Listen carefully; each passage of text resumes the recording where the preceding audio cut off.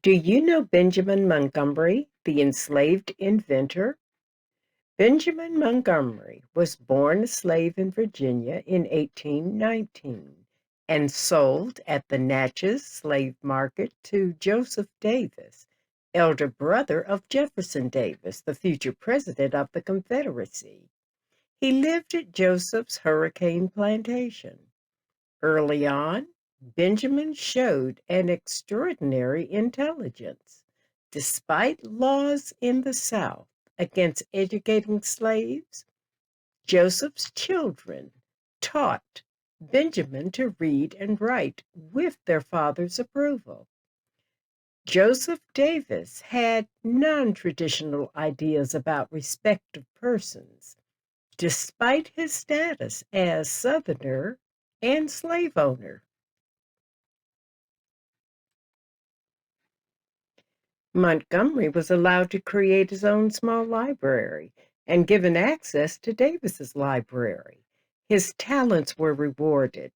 In the village of Davis Bend, where the brothers owned a general store, Montgomery was given charge of it as general manager.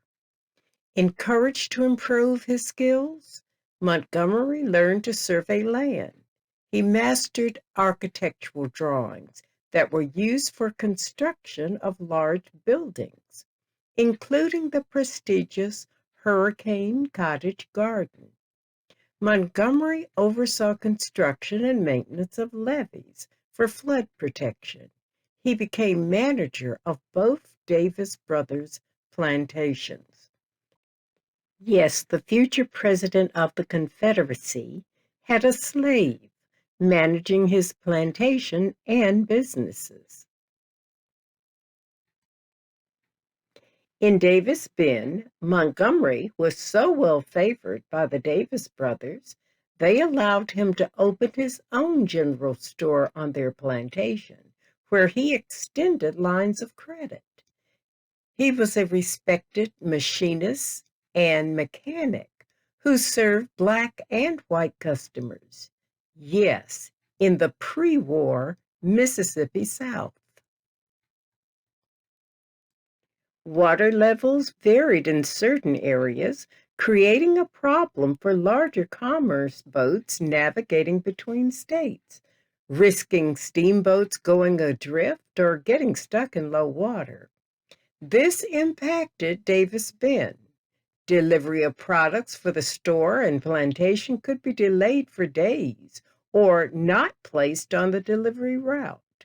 In the 1850s, Montgomery had a solution.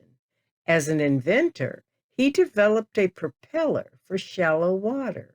The blades were designed to enter the water at an angle, making them more efficient. Clearly a major solution for many, the invention needed to be patented. But Montgomery could not patent it himself. Slaves were not considered citizens, therefore could not own what they invented.